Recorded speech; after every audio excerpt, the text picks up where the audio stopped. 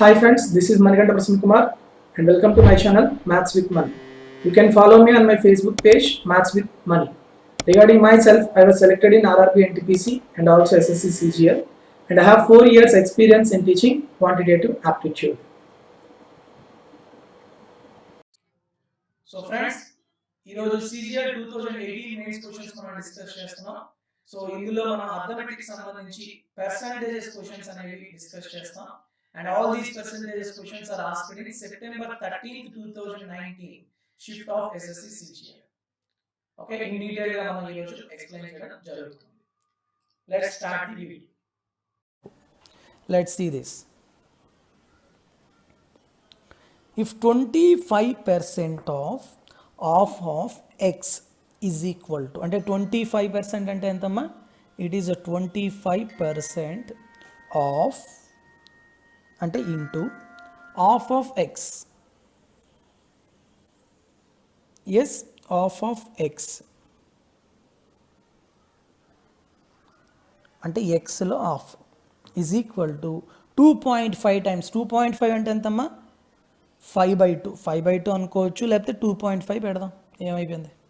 Okay, times the value of 30% of 1/4 of y, 1/4 of y.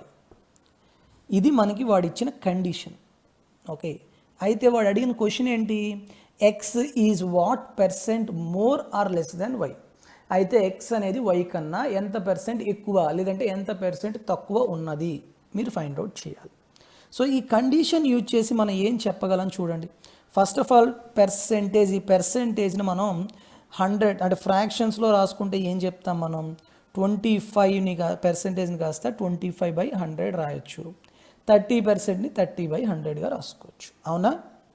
Next, so ఇప్పుడు calculation చాలా easy అయిపోతుంది చూడండి. 100 cancel అయిపోయింది. నెక్స్ట్, ఇప్పుడు ఈ 2.5 ఇక్కడ 0 ఉంది, రెండు మల్టిప్లై చేస్తే 2.5 × 10 25. సో 25 క్యాన్సిల్ అయిపోయిందా? Next 2 1s 2 2s. Okay, so ఫైనల్గా మనకి x ఈక్వల్ టు 3/2 × y. ఈ వైని ఇక్కడ తెచ్చేసేయండి. అప్పుడు ఫైనల్గా మనకి ఏమొచ్చిందమ్మా? x/y equal to 3/2. అంతేనా? ఇప్పుడు x/y ఈక్వల్ టు 3/2 అంటే మీనింగ్ ఏంటి? If x is 3 parts then y is equal to how many parts? 2 parts. అంటే x అనేది y కన్నా ఎంత ఎక్కువ ఉంది? 1 part ఉంది.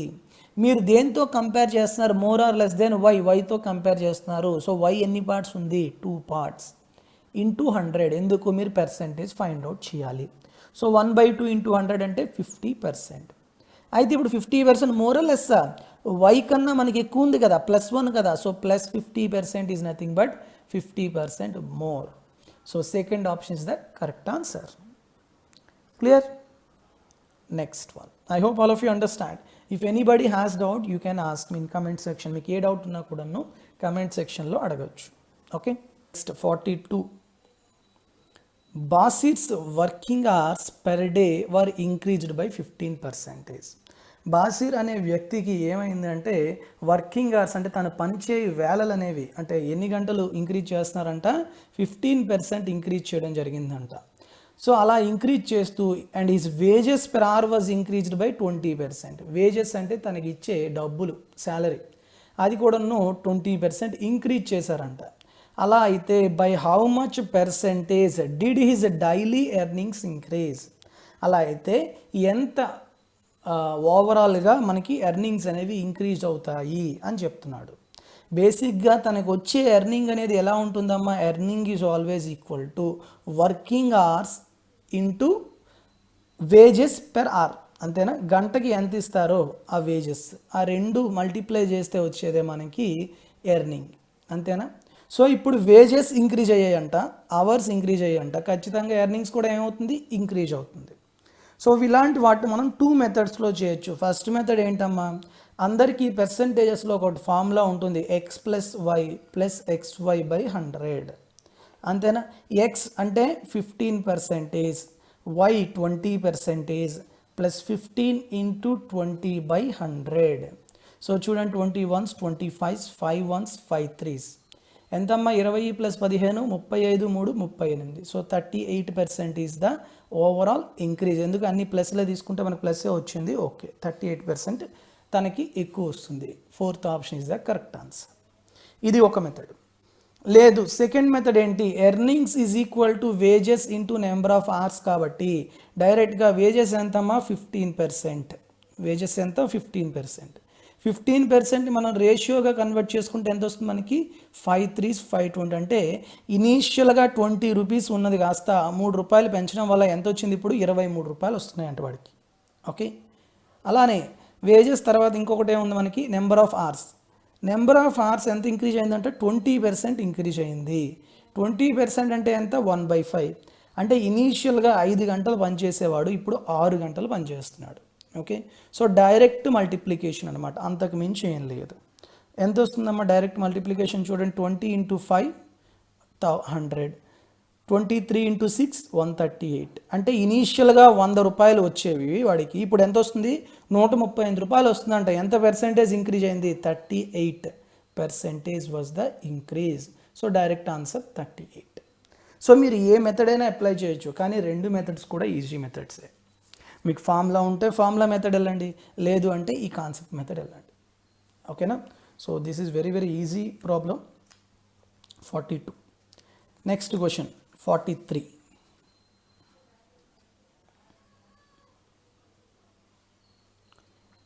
ఏబిసి స్పాండ్ 80%, బాగా చాలా జాగ్రత్త చూసుకోండి, 80%, 85%, 75% ఆఫ్ దేర్ ఇన్కమ్స్.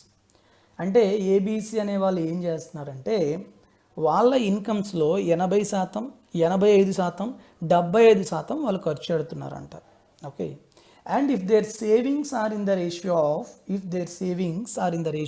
8:9:20, వాళ్ళ సేవింగ్స్ ఎలా ఉన్నాయంటే 8:9:20లో ఉంటే, and the difference between the incomes of A and C, incomes of A and C ఎంతంట 18,000 rupees, then the income of B.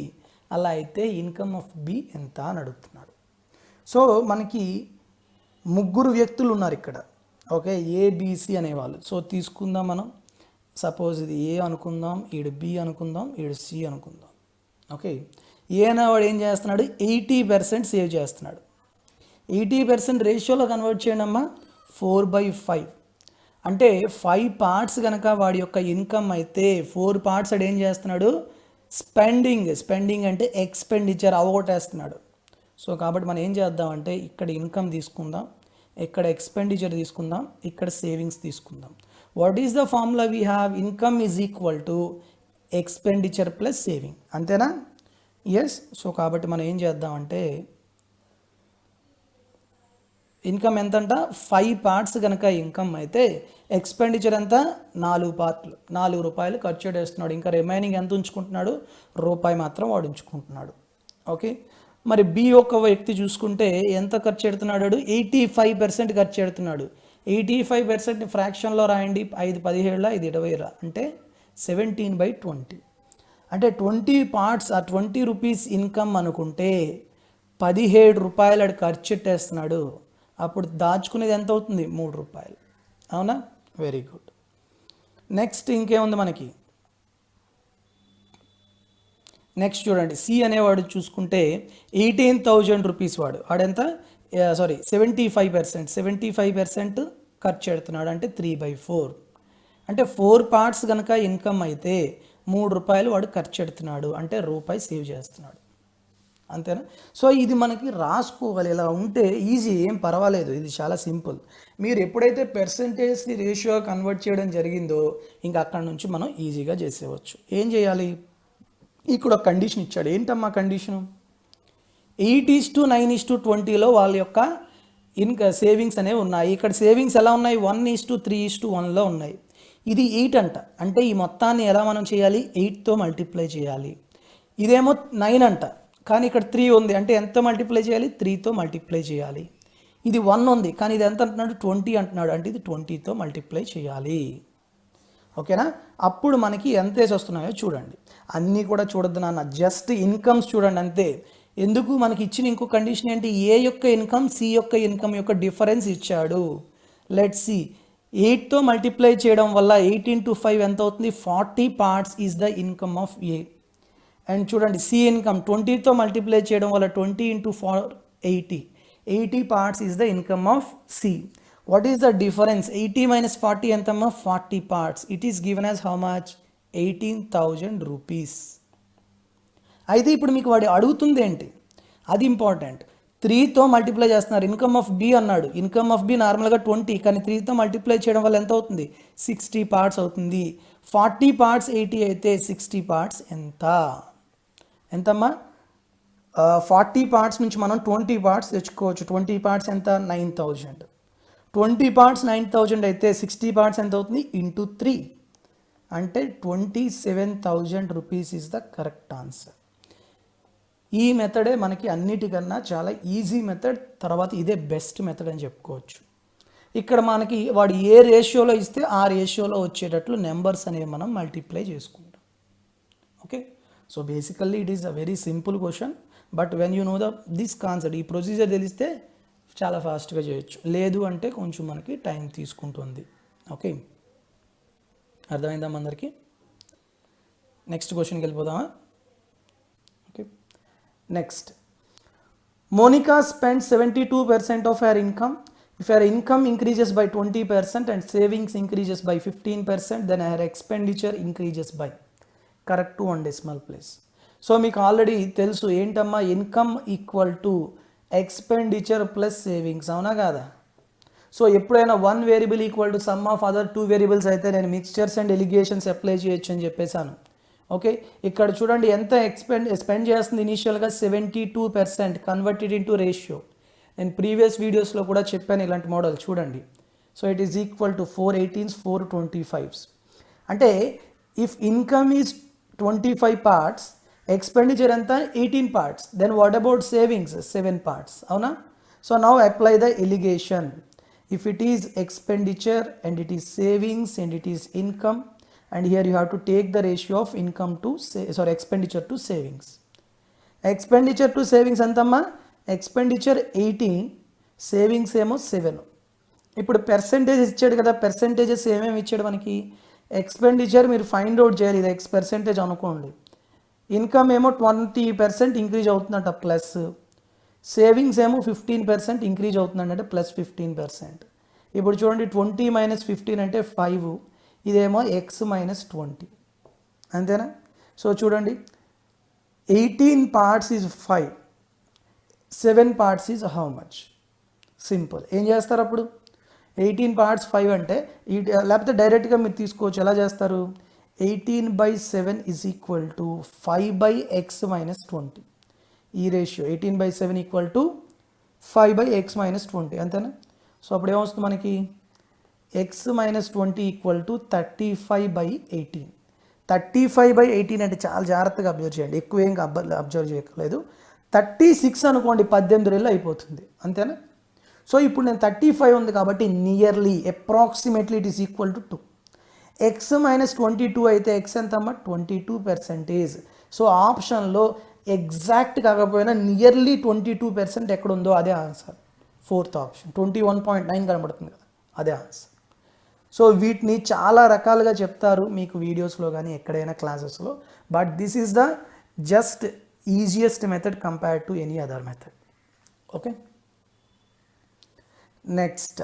Next problem చెప్పే ముందు మీకు ఒక విషయం చెప్పాలి about regarding current affairs.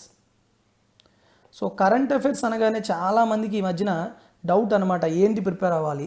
Sources ఎక్కువైపోయి యూట్యూబ్లో చాలామంది ఉన్నారు, తర్వాత మ్యాగజైన్స్ అయితే తెగ వస్తున్నాయి, ప్రతి ఇన్స్టిట్యూట్ వాళ్ళు వదులుతున్నారు, ఏది ప్రిపేర్ అవ్వాలి?